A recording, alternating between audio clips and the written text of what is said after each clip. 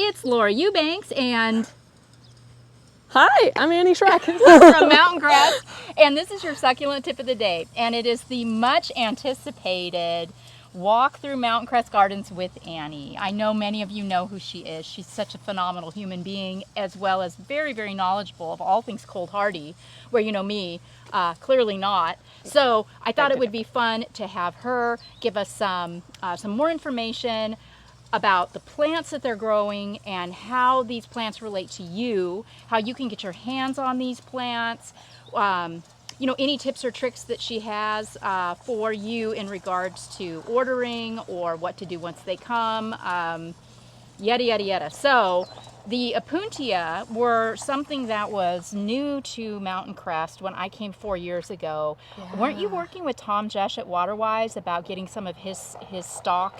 Absolutely, yeah, he's a fantastic plantsman and hybridizer, especially of the Opuntia. So we sell these as unrooted paddles.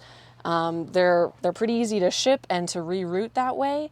And he's churning out so many great cultivars with different bloom colors. So we're really lucky to have this one open up right now in the back there. Lovely pink. It's so pretty. And is there a time of year that's better to order from you, or does it matter? We ship year round.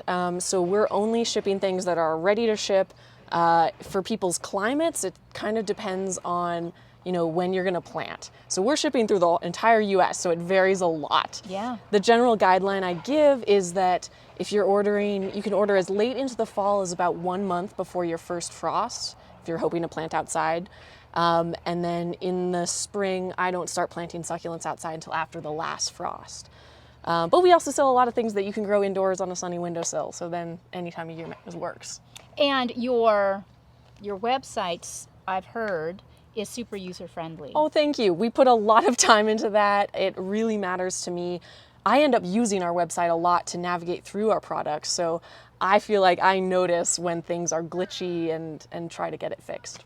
Fantastic. Yeah. So if a newbie, because I imagine you get a lot of those that are, just discovering, oh my gosh, I live in zone 5, 6, 7, 8, I can grow succulents. What? Yeah. So they're probably reaching out to you kind of new at it.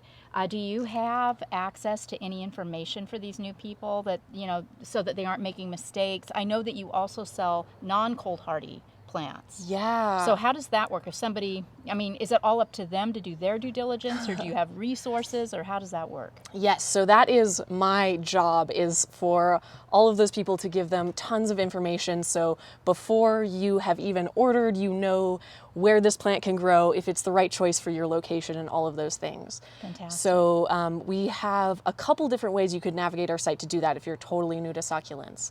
We have categories. So if you already know I'm planting outside in full sun, you can go straight to that category. Or you can filter through everything. So everything is filterable by color and growth habit and hardiness zone. Wow. So you just keep narrowing it down until you find your perfect plant. And for those of you that are unclear what your hardiness zone is, Google it. Yes. Yeah, it's easy. My hardiness zone in wherever you live. Yeah. It is that terminology. That's something to help you determine what plants you can successfully grow in the area where you live. But then let's not forget, you guys, don't forget your microclimates. So you need to become an expert on your own planting space. Yeah. And you do that through trial and error. So don't be afraid, as I always say, to screw it up. Mountain Crest is a phenomenal resource, and if you have read the comments from the first video that we posted here the other day, you'll see that everyone has had tremendous success and great and glowing things to say. So I encourage you to give Mountain Crest a go. Now, as far as these agaves, do you cover these in the winter? Yes, and you just brought up microclimates, and we have a really good example of this here.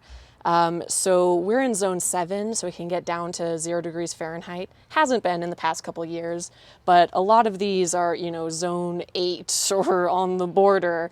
So I do cover them every year with Rime ground cover cloth. So that's this white cloth, and it lets sunlight pass through, but what you're doing is creating this insulated area. So with that, rather than covering each plant individually, I'm trying to cover a large area so that during the day the sun can radiate a larger area of air and warm it up, and keep them warm through the night. But what we have here in terms of microclimates is our blue glow in the back is doing pretty well considering where we are. It's amazing. And up here, this one has definitely taken a hit, as you pointed out, from frost damage. And it's just farther away from the building, so it gets a little bit less protection. So here's microclimates at work. Yeah. We've got about 8 feet from the building to the sidewalk.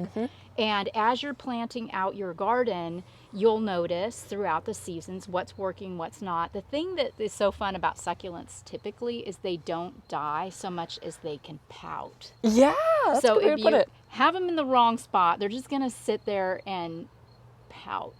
And if you move it 3 feet this way or 4 feet that way or around the corner, it might just take off for you. It's not like an oak tree. You can dig them up and move them around pretty easily.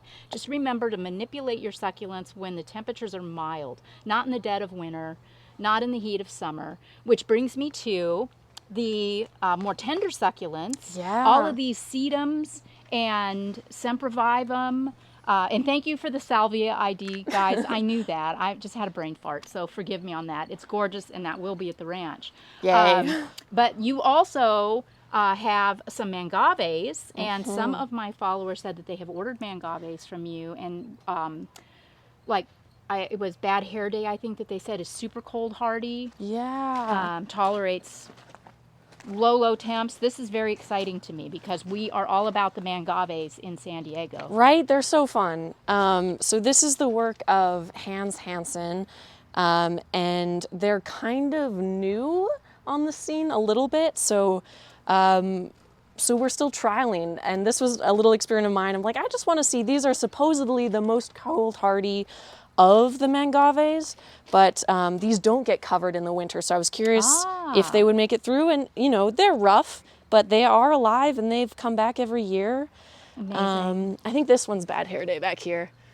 So on that note of sad labels and weeds, I am a little self-conscious to have you here right now because about 4 to 3 years ago, I was putting a lot of time into our landscaping, and that's just not the case anymore. I am focused on other people's plants that we're sending out. But the beauty of, gardening in general, and especially succulent gardening, is I feel like I know I could come back to this. It'll still be there for me, and it wouldn't take too much to get it back and show it some love. Exactly. It's gorgeous, Annie. Oh, thanks. I mean, and this is living proof that this can work for you. Here in Fort Jones, Zone 6, completely left to its own devices. This is like a giant garden of second chances.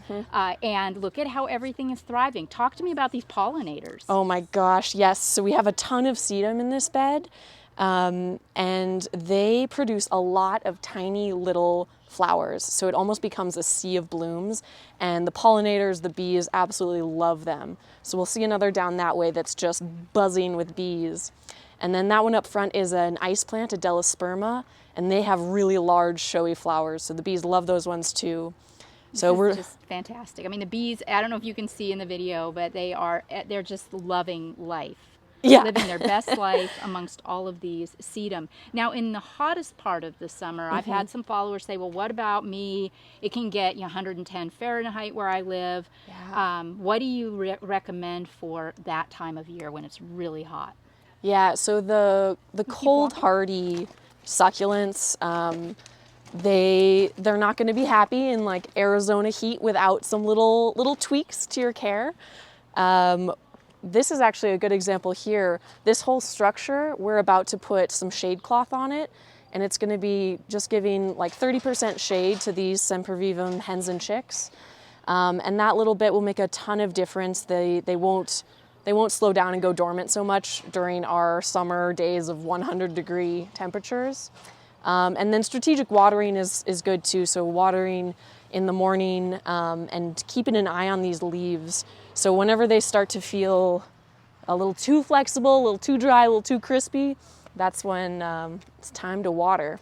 And one of my followers said that her sempervivum leaves are turning under. And I thought that might be one, the cultivar, or because some do that, or self-protection. I noticed in San Diego I had planted some Aeonium sunburst in a kind of a partial shade area, filtered shade, and it opened up like a plate. Interesting. And my hypothesis is that it's seeking more light. It's trying to get as much light as it possibly can. And I just think that's genius. Right. How our plants are so adaptable, and they'll figure it out on their own as much as they possibly can. So remember, folks, same rules apply with the cold hardies. It's not so much about the sun as it is about the temperature. And if you can provide some shade, it can lower temps 25 degrees, which will cause the plant not to go into hard dormancy, which means that it is still actively growing and will take in and take up nutrients and water.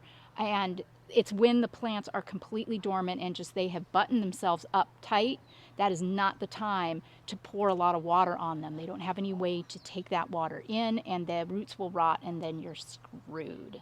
So that's that's what I always say, and I just love the demystification that you bring to this, Annie, because I felt a little intimidated coming here. You know, I don't really know much about the cold hardies. They're stunning and gorgeous, but I have difficulty growing them in San Diego. I can't keep them going. But the rules are the same. Yeah. Same rules apply, so that makes me really happy. Look at this. Look at how these are growing on a vertical cliff.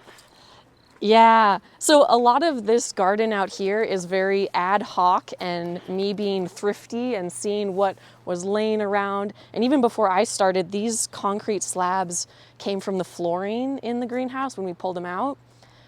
So this just kind of, they stacked them up and said, well, we can totally plant that. Succulents love to grow in crevices and on vertical walls. And the sedum have been totally happy. They get irrigated once a week in the summer. Do you have a ton of ice plants? How happy are they in your area? It varies. Okay. I don't see them looking like this. Interesting. I really don't. So these are the frost hardy ice plants. And they've got fantastic blooms, and you can see this one spreading like crazy. Wow. So that's one that we don't ever have to shade or worry about it in the summer. Honestly, it does better outside than it does in the greenhouse. Wow. And I'm constantly pulling this one back to keep it from taking over into the semp beds. And this is, it's tight. Right? There are no weeds. Well, very few, just, a couple little big deal. And this is, pulling this is just aerating the soil. It's a win-win. Yes. But it's so tight and it's spreading so far. And talk to me about critters. I know there are deer here, God knows, and squirrels and other birds and whatnot. Do you have any issues with these outdoor plants getting munched on the regular? We might have less deer pressures than your property just because there's always people and dogs around. Mm-hmm. But they do wander through occasionally, and you'll find like the hens and chicks with just a bite taken out of them. What I've noticed is that they don't come back for more. Like they're not getting a ton of water. They're not tasty plants. Mm-hmm. So we don't have huge problems with that. Every once in a while, a gopher came through one season, and we were on gopher watch.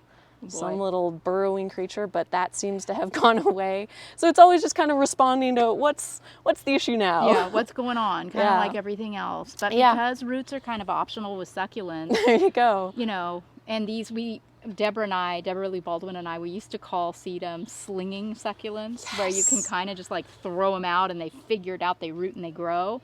But if you're looking for coverage, if you've got a hill or a slope or you want to create one, these ground covers are just phenomenal. Yeah, and slinging has been my strategy as well, because I'm not pulling nice plants from the greenhouse. We want to be selling those. Right. So these were all kind of extra, and then they regularly need to be pulled back and pruned. So anything that I'm pulling out, I go and find an empty patch and put it there. And you can just kind of move them around and fill in a lot of space. They're great for that. And how do you prune a cold hardy succulent? For example, when Let's these do some. flowers are done, show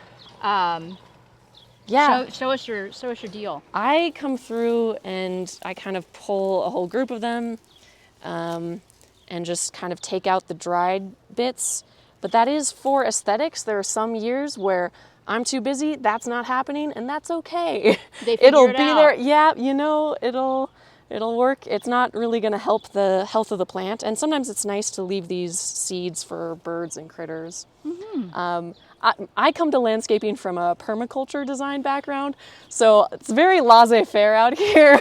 Probably your gardens are nice and beautiful and tidy. Mine are like, oh, it can manage just fine. There is an absolute intrinsic beauty in this laissez-faire approach. I think you should patent that approach. Like my Laissez-faire gardening. succulent tapestry, it's Annie's laissez-faire.